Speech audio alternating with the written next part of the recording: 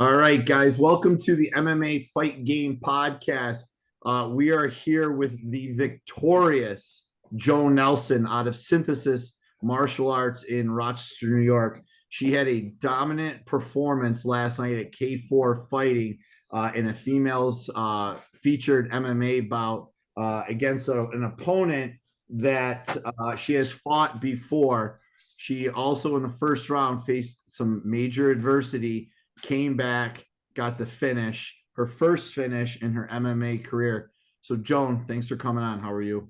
I'm good. Thank you so much for having me. It's good to be here. Yeah, absolutely. So talk to me about last night. So, Yeah. talk to me about the emotions and everything that went on.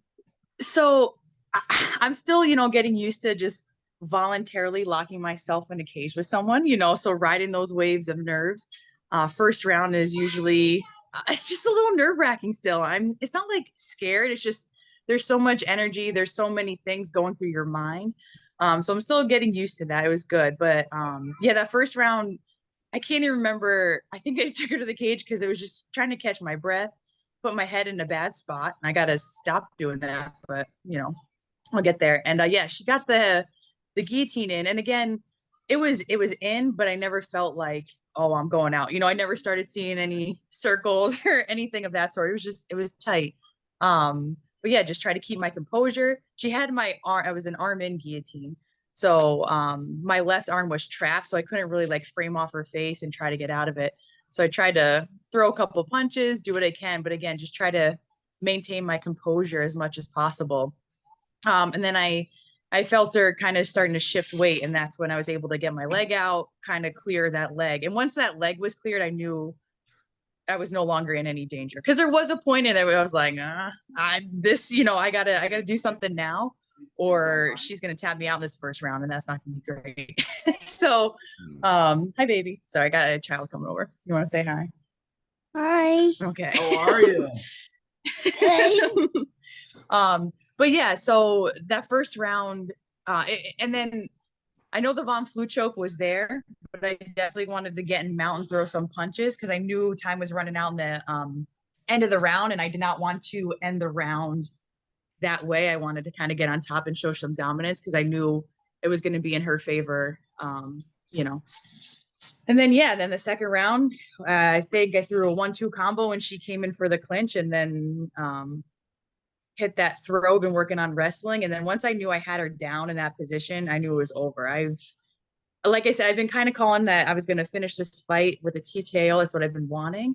And in my brain, I see the crucifix. I love that position. It's just, again, it really sucks being put there. So it's like, I want to put someone there and do that to her. So it was an incredible finish. I'm going to kind of enjoy the win today and relish in that, and then work on all the things that, I need to do better for next time. But yeah, it's just exciting. It's an awesome feeling. I'm glad to finally get my first finish. To not let it go to the judges was pretty exciting.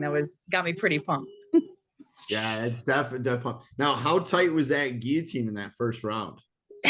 Like I said, it was in, but it wasn't on my neck completely. It was a little bit on my chin. And because it was an arm in guillotine, like I said, it was tight. It was a little uncomfortable, but at no point did I feel like I was blacking out. You've been choked out before. You know that like when you start, that black starts coming in and circling. It never hit that point.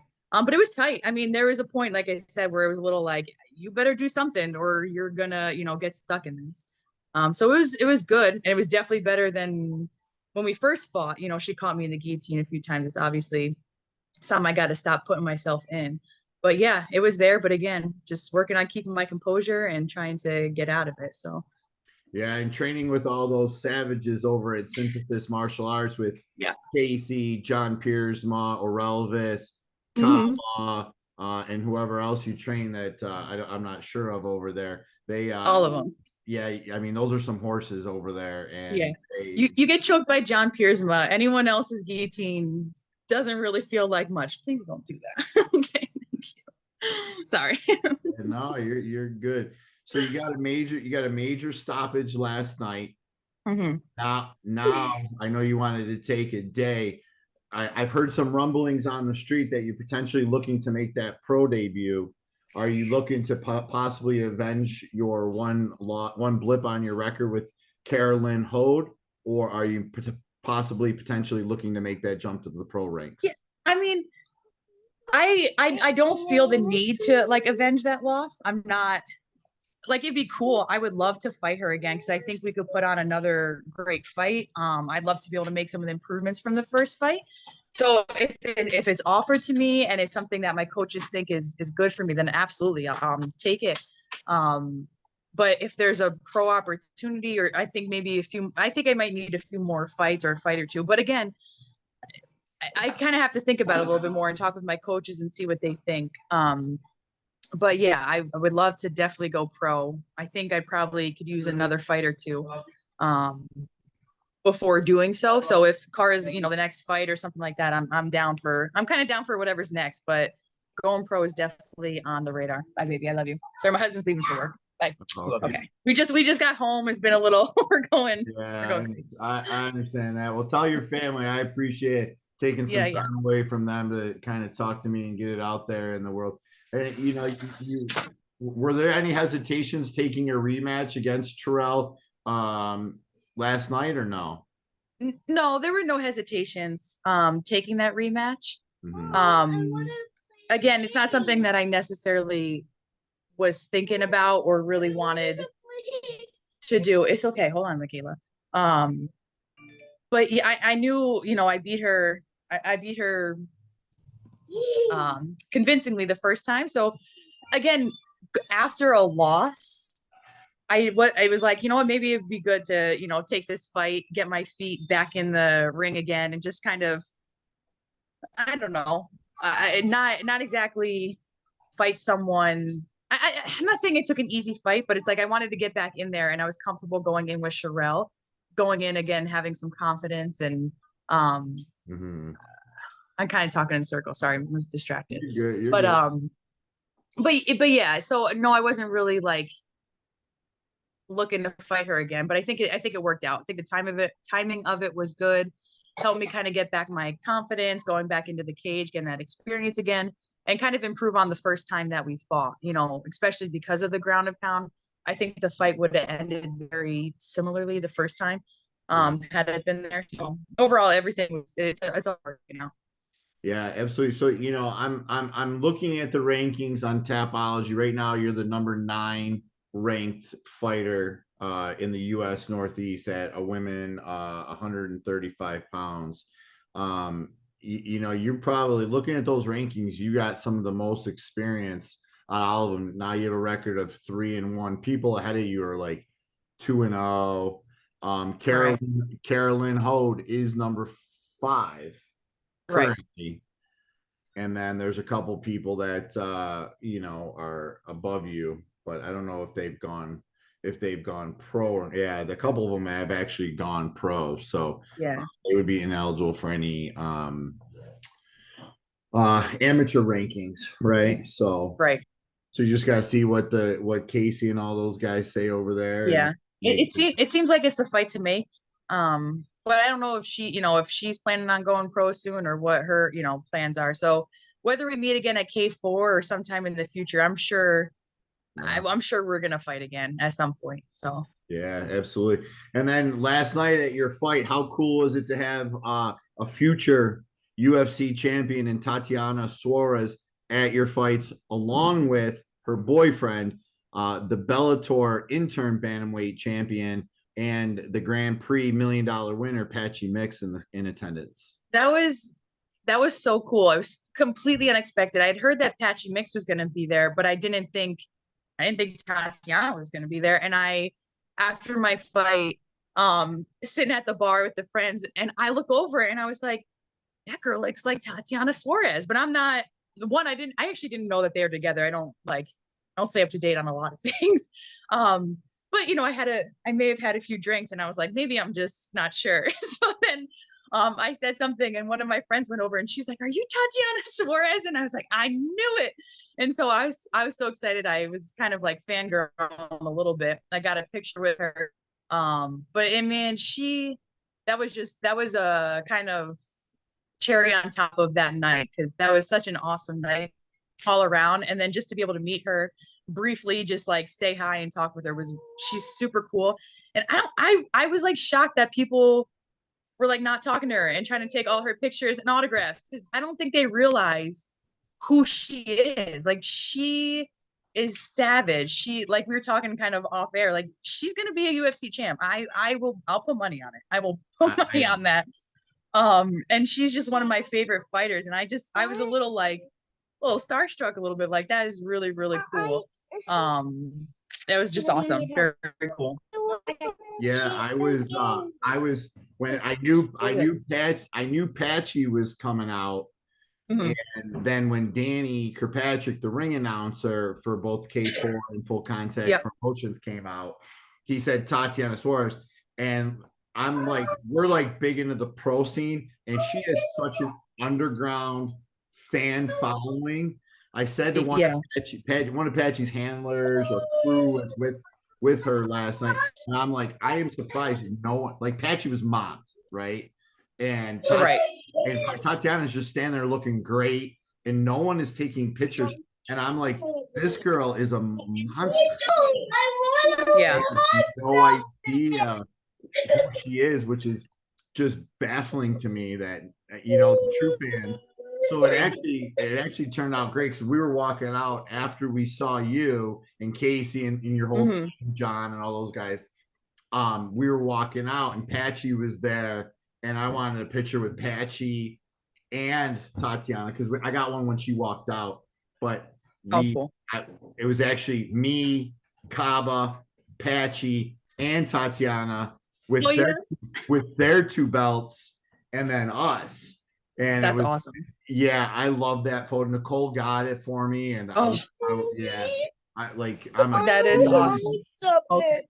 That's awesome. And sorry, my daughter's asking to put something on my phone. That's all right. I'm like, Disney Plus. There you go. Go ahead, baby. Keep her busy for a couple more minutes. Sorry. But what a major thing. And then there's a strong rumor that at this week's upcoming Full Contact Promotions fight at the Bill Gray's Iceplex, there's going to actually be a UFC Hall of Famer cornering someone. I did hear that too. So we'll see if that comes to fruition. That'd be really cool. Yeah, I'm just waiting to get confirmation before I can drop the name and say if there's going to be any meet and greets or anything along the lines of that. So I'm real fun. So talk to me about that training camp. I know Nicole and I came out and saw you and Amanda and all those guys, training before your fight in March. Like, was it the same thing? What do you do? Like, because I know you have a personal fitness training business. Yeah. What's the name of that? It's Cypress Health and Wellness. Yeah. I do a lot of remote training, and then I actually teach the fitness classes at Synthesis. Okay, perfect. But yeah, my training camp is really I get my strength and conditioning I do on my own, usually like Mondays and Fridays, and then I'm at the gym for jujitsu or wrestling throughout the week.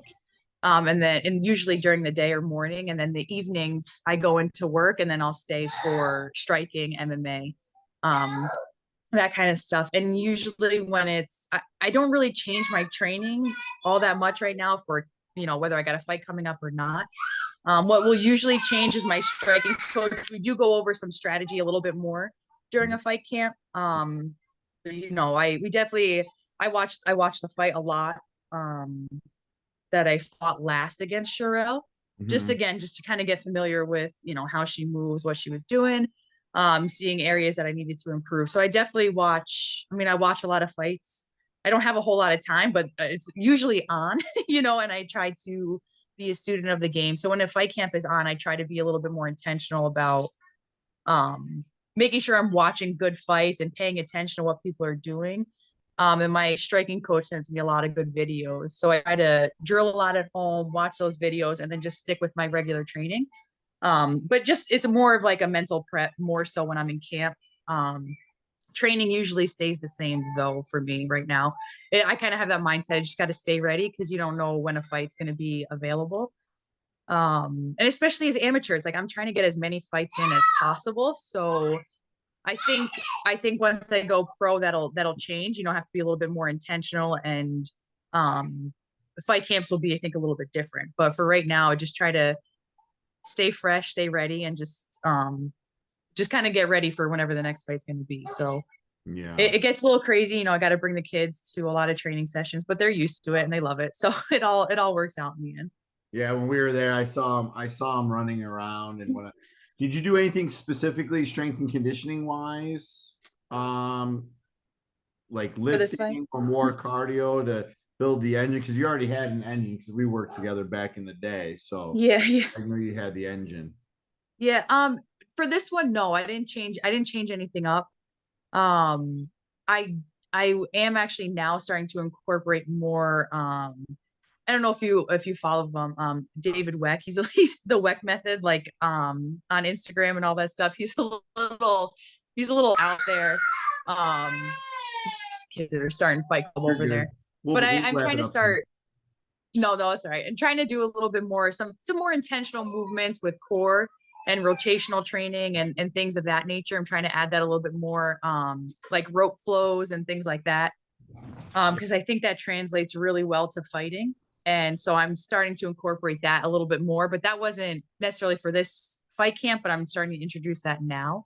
Okay. But yeah, I swim, I run. At home, I do a lot of body weight work, Pilates, yoga, on top of heavy lifting and training. What's up, bud? Now, my last question before I let you go, so you can do your full-time job of being a Yeah, no. mom. Your husband went to work. What does he think of you fighting, and what is it his support? Yeah, he's all for it. You know, he is completely supportive. Oh, you see yourself crying on TV. Yeah. He's completely supportive. He is all for it. You know, he's he's not much of like a talker. It doesn't show a whole lot of, you know, emotions, but people were asking him last night too, you know, like, how do you feel watching your wife in there? And he's like, you know, it's cool. It's what she wants to do. And he likes fighting too. You know, he enjoys the sport, so that's nice. So it's just, and it's cool to have his support. You know, he comes out with me for weigh-ins, for the fights, and also, you know, he's got a busy job as a firefighter, but you know, coming off day shifts, night tricks, he comes home and you know, we do a little switcheroo with the kids, and it's nice to have like a partner. You know, we're doing this kind of all together and everything. So that support means everything, and I wouldn't be able to do it without him because these kids are cute, but they're a lot. So. Yeah. Well, I appreciate your time. Less than 24 hours, you know, after the fight, kind of breaking down the big win that you had. You know, we look forward to seeing what's next, be it a pro jump or potentially getting a rematch either in full contact or in K4 with Carolyn Hode. I might have to get her on the line to clear that a little bit. I think that'd be a fight that would sell a lot, at least locally, you know. Yeah, so for sure. But you know, I appreciate your time. Thanks for coming on. I'm gonna stop the recording. Just sit tight for a second, okay? Yeah, sure. You're welcome.